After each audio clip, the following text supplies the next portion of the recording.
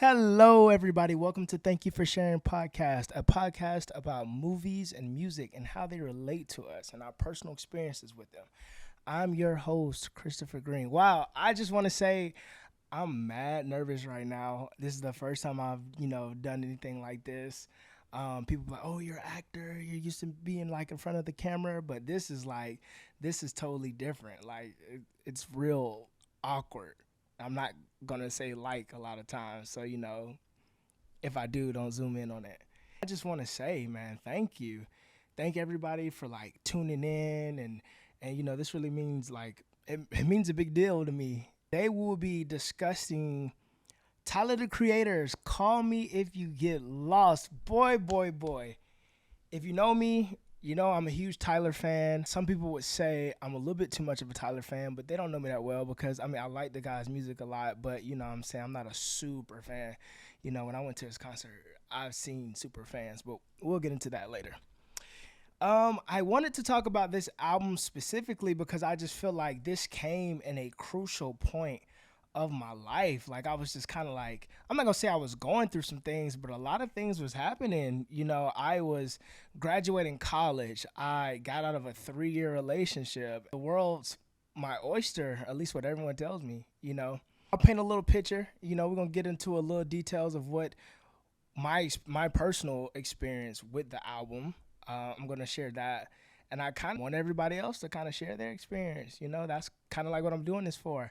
This podcast. I just want to quickly say this podcast I simply created because I wanted to be able to like talk about things in right spaces. If you know me personally, I talk a lot. And sometimes people they're not like trying to talk about movies or like music. I didn't know I was a nerd about it. I thought everybody really liked it. So, I just created this to kind of create like a community. I wanted to create a community where people could come and just talk about what they want to talk about and not be judged, man. I really want this to be a safe space, and that's essentially what I'm trying to create on my behalf. I simply just want everyone to be able to tell me or tell everyone to share their experiences as a community of what these projects, whether it be an album or whether it be a movie, like how are they special to you? Because I think that's where the story is. I think that's is what makes us different in a way. It's like we all have listened to these things, but we all have different like experiences with these like bodies of art. All right, I'll tell you a little bit about myself. I am a professional actor. I've been doing it for like 2 years professionally, and I'm just a dream chaser, honestly. I'm just a fan of art. I'm a connoisseur of music, like television, like TV, just TV as a whole. I felt like I've been raised off television. But as I was saying earlier, this album, Call Me If You Get Lost, came out 2021. And it just came out in a pivotal time in my life. Like I said, I just graduated. I got out of a 3-year relationship. So at this point when this album came out, I was still trying to like figure out who I am. Shoot, I'm still trying to figure out like who I am. But that's life. I have so many just like fond memories of this album and listening to it and spending time with it. And I have some PTSD about dealing with some songs of this album reminding me of certain things that we're gonna get into. So let's go ahead and get into some of those things. I know I've been yapping and yapping, but let's get into it. So when this album first came out, I happened to be in Florida. I think I was in Merritt Island, Florida. I was visiting my friend. We all had just graduated. His family was throwing him this celebration, really throwing all of us a celebration. His sister had graduated a year before. He just graduated. He had a sibling that graduated high school. And it was just so much fun. We were turning up. Like, I ain't getting no sleep. I really won't go into details because my mama might be watching this. And mama, you raised a great Christian child. You raised a saint. Let's just be honest. So when this album came out, I vividly remember it was like 12 o'clock midnight, and I immediately went on my friend's couch. I mean, we've been partying, everyone was kind of like settling down. And I was like, no, Tyler's album about to come out. I was low-key fangirling. I put in my beats, and I just listened to the album start to finish. And I'm telling you, bro, that experience. If you know me personally, when I'm waiting for like an album to come out, I will just be like a fangirl about it. I print out the lyrics. Well, I don't print out the lyrics. I like look up the lyrics and I would go through each song. And this is exactly what I did with Tyler's album. I would go through each song and I would just read the lyrics as he rapped them because I really enjoy like, getting down to the nitty and the gritty. Just like, the devils are in the details. Details in the devil. I don't know. I might have said that wrong. Anyway, I just remember, listening to this album when it came out and just being on the couch and just really soaking it all in, man.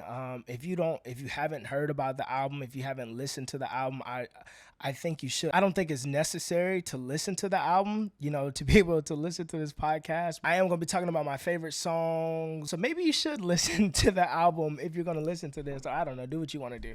It's America or wherever you're watching this anyway. I just really want to, go ahead and dive into it. This album is amazing. Like low-key cheating right now because I'm on my computer. This album, not to be corny, but it means a lot to me. I think I want to go ahead and kind of just talk about like my experiences with this album and one that vividly, stays with me to this day. So like I said earlier, your boy was graduating, the world's my oyster, whatever. But, I graduated. And so if you know me, my birthday's July 20th, is in the summer. I was kind of trying to find ways to kind of celebrate, graduating. I had went to Disney World. And, I've never been to Disney World. It's really funny. If you know me, one thing about me is, bro, I hate roller coasters. And I think it's probably whatever. I don't have a fear of roller coasters. I've rode a roller coaster. I just don't like the way they make my body feel. So I don't ride roller coasters. We went to Disney World because where do you go once you accomplish something big? You go to Disney World. That's just how you do it. So I went to Disney World with two of my friends. Boy, we just had fun. And this album was the soundtrack to that trip. And I think that's what makes it so special to me because I have all these like fond memories of listening to the album and equating it to my experience at Disney World. Not only it being my first time at Disney World, I'm not gonna lie, this lady was telling me like, about the happy ever after, with the fireworks. And she was like, wear your shades because you're gonna cry. And I'm like, shawty, I'm a grown man. I'm not finna cry at some fireworks. I cried. People was probably looking at me weird like, who's this grown man over here just crying to himself at Disney World with no kid? I'm gonna be transparent on this podcast. So, allow me to be transparent. One thing that I did when I was down in Disney World was I downloaded a dating app. Anyone who has any familiarity with dating apps, typically when you go into a new place, you probably download it just to see, what I'm saying, what's the talent looking like in that city. With me and dating apps, it's just they're mad corny. You're ashamed to be on them almost. No, you're not even almost ashamed. You're definitely ashamed of being on a dating app, and you have to like go through all these people, and you never know what are people's true intentions, or you might know what people's true intentions are. They just might not be what you have in mind. I just downloaded it just to kind of see what the talent was looking like there. I mean, it's Orlando, it's Disney World, and I swear I have a theory. This is my theory that you can fall in love with anybody in any beautiful place. Not to say that, you don't meet like meaningful connections when you go on vacation or you do things. No, they're a little elevated because you're at Disney World or you're at these special places. So you might succumb to the trip and you might just have a little extra feeling. Lo and behold, I ended up meeting someone on this dating app. Of course, I won't go into details. I met this girl on this dating app. And so, naturally, when you match with somebody, you want to meet them. So, I'll be a little transparent. Like I said earlier, I was just coming out of a 3-year relationship, a relationship that had been like all throughout college. All I've known is like this other person. I've never dated as an adult. I was dating a girl since I was like 18, since I got to college. And so this was my first time getting out there, so to speak. And prior to that, I had like a couple of months of being single and I was like dating around. I'm not gonna lie. I was feeling a little confident with the people I was going out on dates with. Now, I'm not bragging. I swear I'm not bragging. But in a sense, it was just looking good. I was feeling myself. Brother was in the gym, working on myself. It attracted a certain audience that I was very fortunate to attract. When I met this girl on a date now, I would say I had a certain wind about myself. Me and this girl, we start talking. She's mad cool. We vibing. I preach safety. I'm not going to like, hey, let's meet in my hotel room. I could be a killer, she could be a killer, we both be dead. Hey, let's just meet up at the little lunch area that they have at each hotel. If you've been to like, I stayed at a budget hotel, but if you've been to a hotel at Disney, you know they have like cafeterias that you can eat at. Cool, bro. You know, we're gonna meet at the cafeteria, whatever. So I meet up with this girl. We hit it off. We sit there. We have like good conversation. That is something I admire. That's a quality that I really appreciate in a person. You know, being able to hold like an intellectual conversation. Like, that's what I'm into. Me and this girl kind of like hit it off and whatever. I was like, hey, you know, I'm about to go to dinner with my friends, but you know, I'll be down to hang out later. She was like, yeah, like we can hang out, whatever. So, you know, I had dinner and then I went over and I was like hanging out with this girl, and I think we put on Greatest Showman. And we're just sitting there and we were just talking, just vibing. You know, I don't really like, especially if we're in a girl house, I don't want a girl to think that like, you know, I'm just trying to, you know, get in your pants. Like, nah, like I'm cool, I'm chilling. Like, I'm mad cool, but the whole time I was like, you know, all right, like at least I'll kiss this girl. Oh my God, bro. I turned into the lamest person that I know, bro. I was getting into my head. I was like, bro, it's COVID, like just happened. You know, people might be paranoid. What if I try to kiss this girl and she not go for it? So when it's time for me to like go home or whatever, I try to like kiss this girl, but it's so awkward. I can't like tell if she wanted to kiss me or not.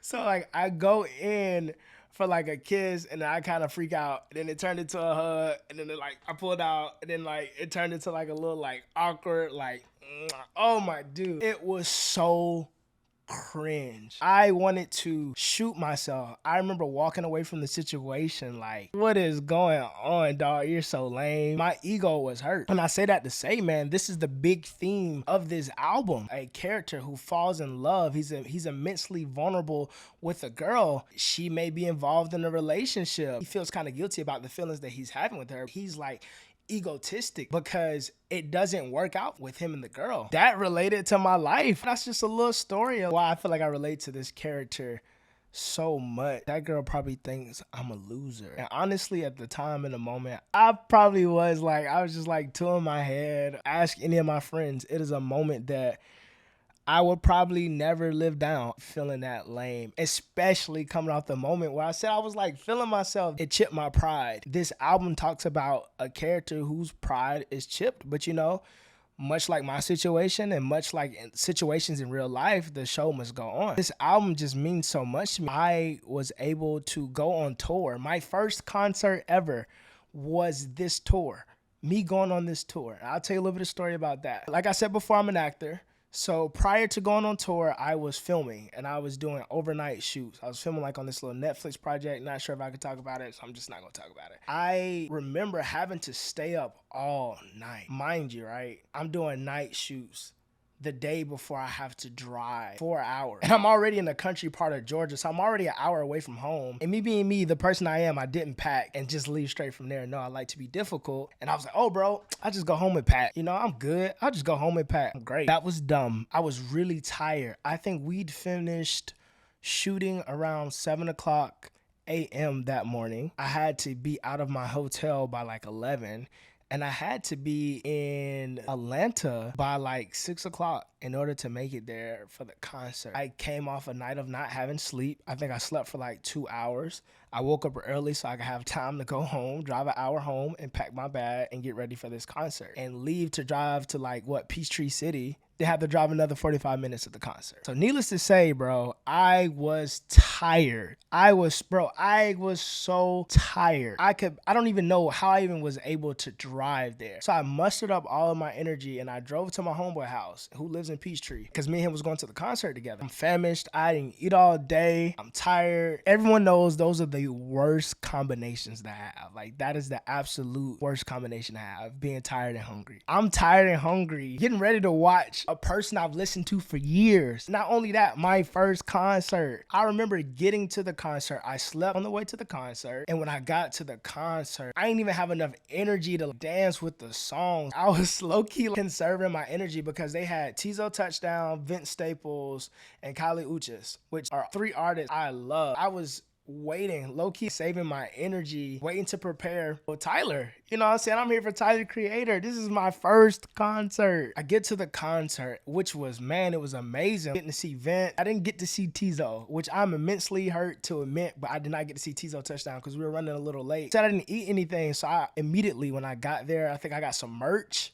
And I went to the concessions and I got like a burger and some fries, which probably the worst meal to eat when you're hungry, bro. All that greasy food on an empty stomach. Yeah, it probably made my stomach worse. Let me tell you about this experience at the concert. It was so trippy because so many people were dressed like Tyler. And I'm not hating on any Tyler, the Creator fans, but if you listen to Tyler, he be talking about creating your own image. Yes, he can be amused, but creating your own image. But, you know, I'm not dissing anybody.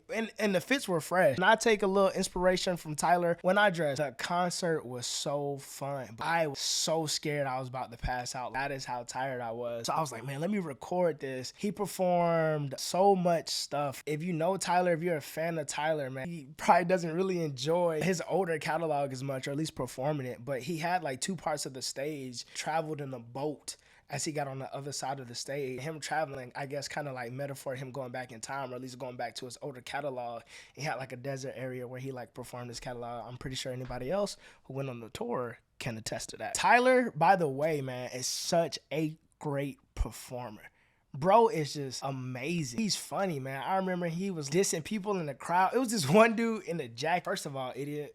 Anyway, why you wearing a jacket and you in the mosh pit, my boy? What's going on? So bro had a jacket in the mosh pit and Tyler saw it. He was like, yo, bro, this dude over here got a jacket on. He was like, I know you stink. You stink, nigga, you stink. Everybody was just kind of like going wild. And that was the first time he did a world premiere of a song.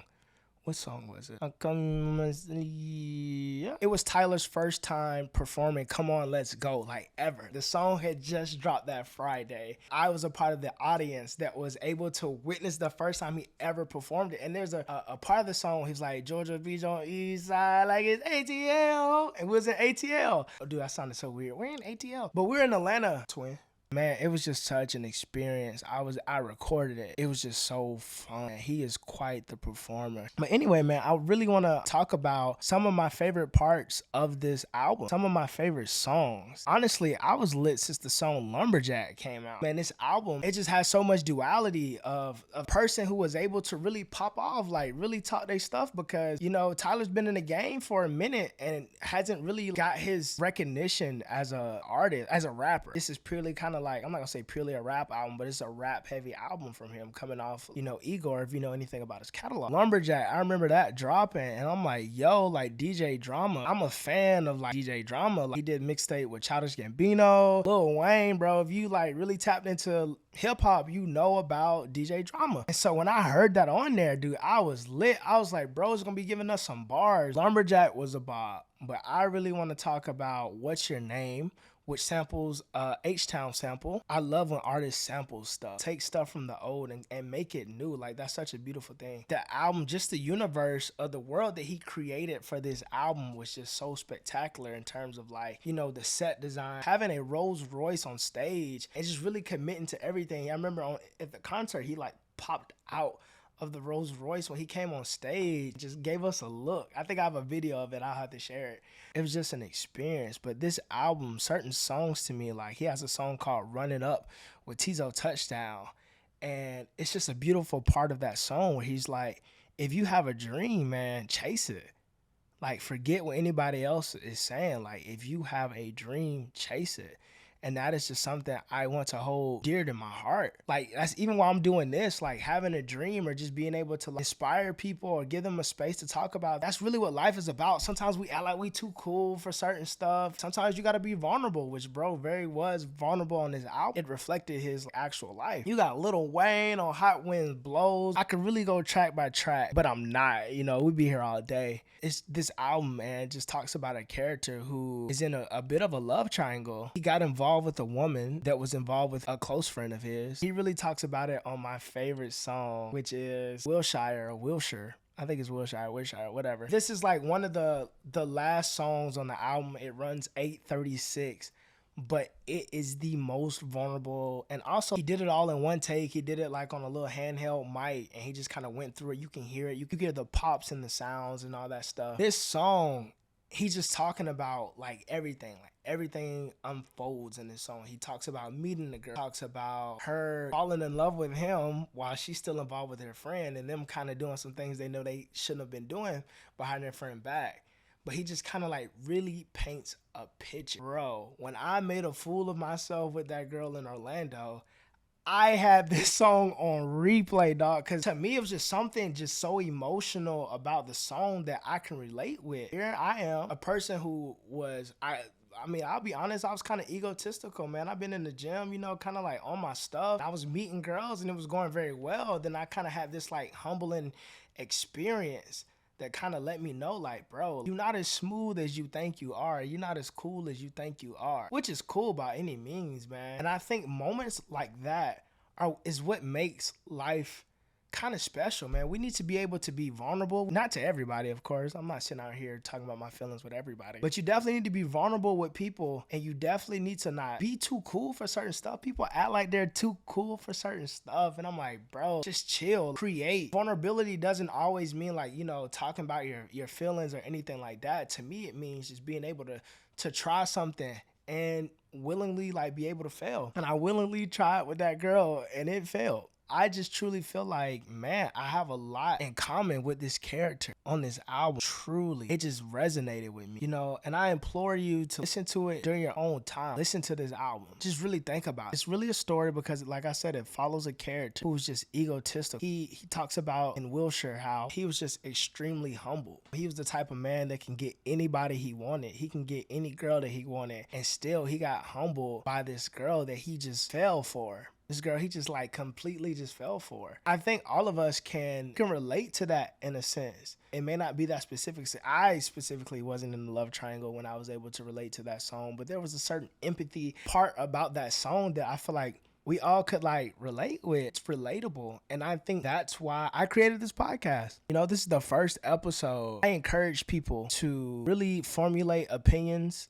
for themselves. You know, we live in a day and age where outlets will tell you, oh, like this is a rating of a certain album. And although I do get into arguments with friends about certain albums, because certain albums are like whatever, who am I to really discourage somebody from liking a specific piece of art that they hold dear to them? Because you never know what people have associated with these albums or with these movies. Like you genuinely never know. Like it could have helped them during a hard time in their life. So I really wanted this podcast to be about not really critiquing music, because I feel like we have a lot of that already, a lot of like critiques, you know, like, oh, like don't listen to this album, whatever. Nah, like I really want this podcast to be about people sharing their experiences with this art. Like I just shared my experience with you. I wanted to share a story about me being embarrassed because life is short. We're not supposed to take life serious. I think we live in a world where people try to be cool, and I know I keep saying that. People try to just act like they're not into certain things, or people just don't do things genuinely for themselves. It's so short. You know, we have to learn to cherish each other. We have to learn to formulate our own opinions, learn things for yourself, laugh at yourself. I learned so many lessons just through this album or throughout this album. So whenever I listen to a song, I'm just reminded of so many lessons, whether that's love, whether it's, you know, ego, whether it's, you know, just having a little self-confidence in life, the confidence to follow your dreams. I really want everybody to follow your dreams. Like even me doing this, it's me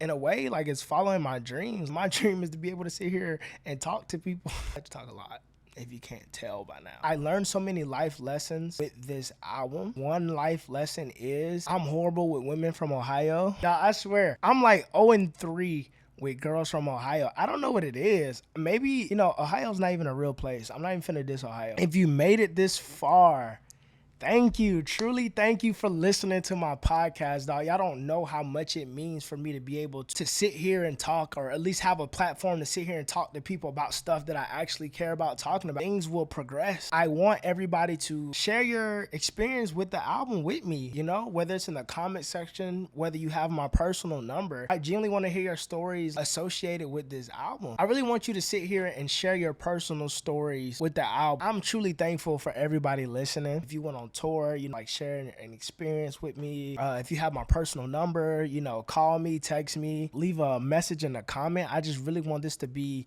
something that everybody can interact with. Anyway, guys, thank you so, from the bottom of my heart, thank you so much for listening. Please stay tuned as I learn how to be more comfortable in front of this camera and hopefully more funny. Share this with somebody. Share your experiences with people. Go out and be great human beings. Chris out.